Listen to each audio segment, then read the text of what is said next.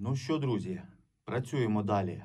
Найважливіший наступний крок після того, як ви сказали «стоп» новим кредитам, це почати виходити на контакт з МФО.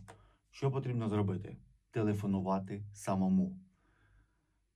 Їм не цікава ваша історія. Що з вами відбувається, як у вас, тобі ж не потрібно жалітись, не потрібно виправдовуватись. Ви просто телефонуєте спокійно і кажете: я тут, я готовий домовлятися. Так, в мене зараз немає коштів, нема чим платити, але я не тікаю, я готовий домовлятися. І саме з цього моменту починає падати тиск. Повірте мені, розумію, про що кажу, сам це робив. Тобі ж виходимо самі на зв'язок з МФО.